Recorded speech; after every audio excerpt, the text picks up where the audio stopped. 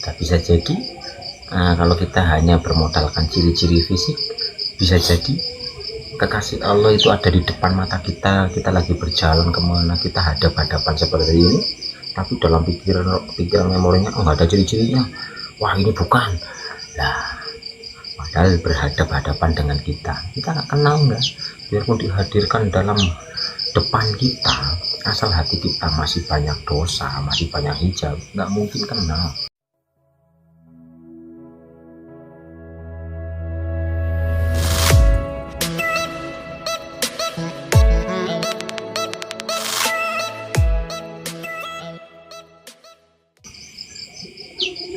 Kekasih Allah yang seperti apa, yang sudah tidak khawatir dan tidak bersedih hati. Kan di Quran sudah ada, para kekasih ilahi itu sudah tidak khawatir, sudah tidak bersedih hati.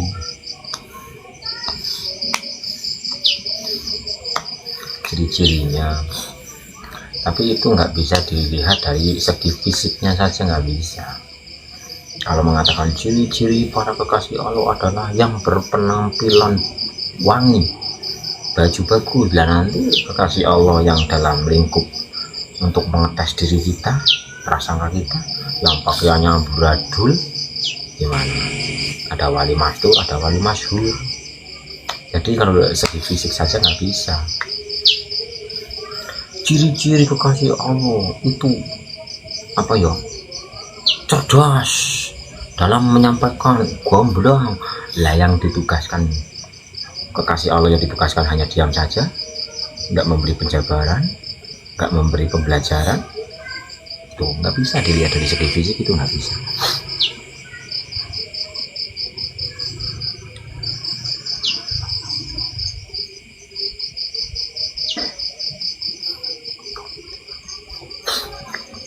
Intinya hidup itu harus mentauhidkan, mengesahkan Tuhan kita. Bisa jadi kalau kita hanya bermodalkan ciri-ciri fisik, bisa jadi kekasih Allah itu ada di depan mata kita. Kita lagi berjalan kemana, kita hadap-hadapan seperti ini, tapi dalam pikiran memorinya nggak ada ciri-cirinya. Wah, ini bukan lah, padahal berhadap-hadapan dengan kita nggak kenal, nggak, biarpun dihadirkan dalam depan kita, asal hati kita masih banyak dosa, masih banyak hijab, nggak mungkin kenal, nggak mungkin ada rasa, oh mungkin ini, nggak ada prasangka kayak gitu.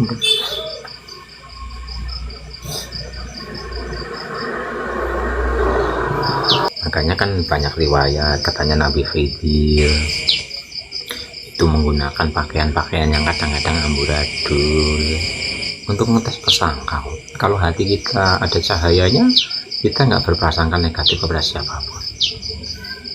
Jadi intinya adalah murnikan jiwa raga kita. Di saat hati kita termurnikan, maka hati kita itu akan terpancar cahaya. Nah, cahaya inilah yang akan menuntun diri kita.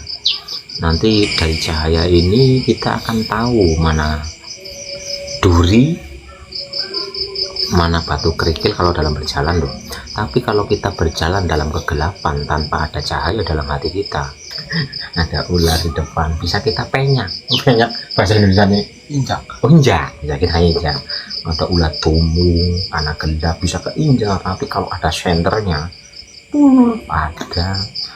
ada duri, menghindar atau dilompati.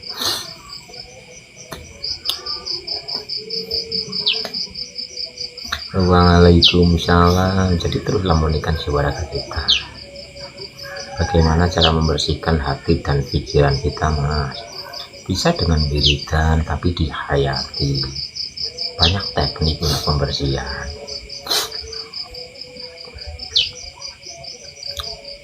Sering-sering berpuasa, wiridan penuh penghayatan, dan dinikmati. Asal dinikmati, dihayati. Subhanallah, subhanallah. Waalaikumsalam. Allah, Allah, Allah, Allah, Allah, Allah, Allah, Allah, Allah, Allah, Allah. Tapi dihayati. berpuasa artinya sebenarnya meniadakan kedirian kita. Hakikat berpuasa itu adalah meniadakan keakuan dan pengakuan, tapi ya berproses yang secara nyata, karena ada dohir ada batin. Secara dohir yang namanya puasa ya tidak makan, tidak minum, dan tidak kumpul kawan. Kumpul bojo. Kalau yang batin, puasa itu adalah memuasakan keakuan dan pengakuan. Dalam bersosial oke lah, kita bergerak seperti ini, kita membuat apalah sesuatu, kita mengatakan oh ini tadi saya yang bikin, itu dalam bersosial. Tapi dalam kesadaran harus ada keterkoneksian gitu loh. Soalnya nanti kalau dalam kenyataan Allah yang bikin, Allah yang bisa dikira apa gitu loh. Jadi harus ada kebijaksanaan, harus ada habluminan nasnya, itu hubungan dengan manusianya penuh dengan kesadaran gitu.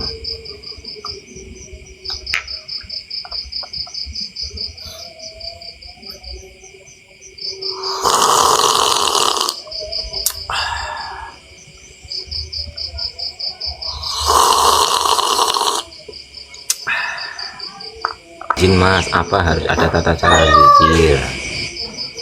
Di saat berzikir yang penting itu diresapi, dihayati, bukan hanya sebatas kata-kata, bukan hanya sebatas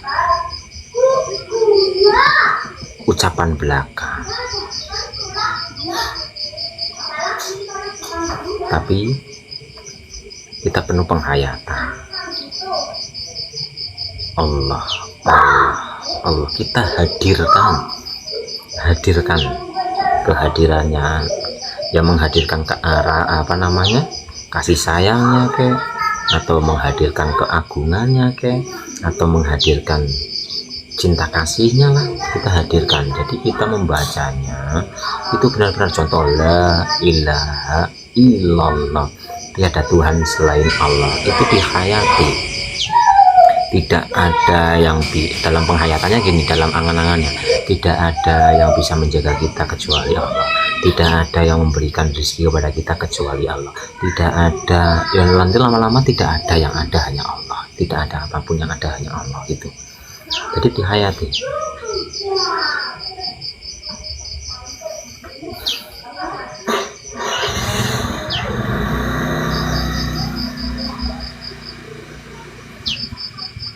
Penuh dengan penghayatan.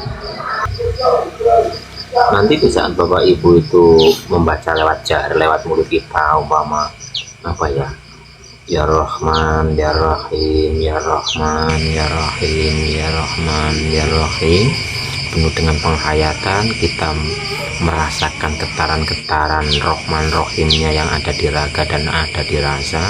Lama-lama ini lebur, kita akan masuk ke dalam umpamaan di sini nih. Oh ya Rahman ya Rahim, nanti ini juga lebur juga, tinggal menghayati gitu. Nah, akhirnya nanti tidak ada yang wujud kecuali Dia, tidak ada apapun, segala sesuatu akan hancur binasa kecuali Dia. Waalaikumsalam rahayu. Tapi kan itu nanti kalau kita benar-benar penghayatan gitu.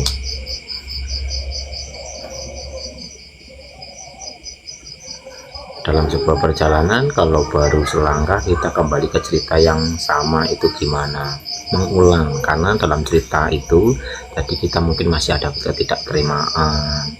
Kita akan selalu dipertemukan dengan cerita yang sama di saat kita belum benar-benar menerima cerita itu, masih ada penolakan.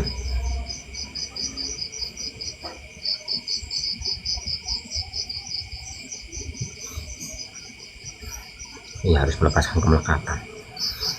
Selama kita belum melepaskan kemelekatan atau kita masih belum terima, selama itu akan dipertemukan, akan diperjumpakan lagi. Sampai kapan? Sampai kita lepas dari rasa-rasa ketidakterimaan itu.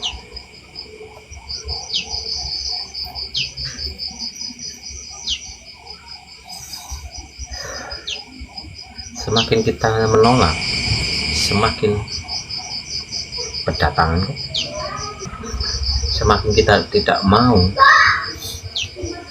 semakin kita akan dihadapkan dengan itu. Hidup itu hanya penerimaan, menikmati perjalanannya.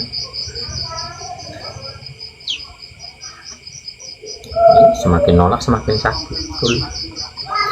Terima saja dengan kenetralan,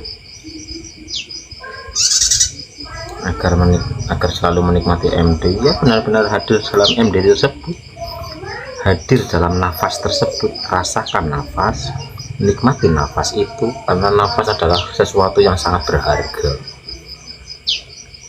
Tanpa nafas, emas sudah nggak ada harganya, udah nggak bisa pakai cincin yang ada di tangannya udah dilepas. Misalnya kita sudah tidak bernafas, kalung segede rantai sepur atau rantai kereta udah nggak dibawa. Udah nggak bisa merasakan beratnya kalung segede rantai sepur. Mama sekarang menggunakan kalung rantai sepur dan jalannya bungkuk-bungkuk gimana? Opos potong rantai. Hah? Opos potong rantai. Lah kaiwan. Nomor rantai kok kae. Apa ya? Halo, sing kae lho.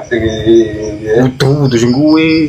Halo, ana rantai kae lho, sing gede-gede bosok. Oh, gantengane. Iya gandengane.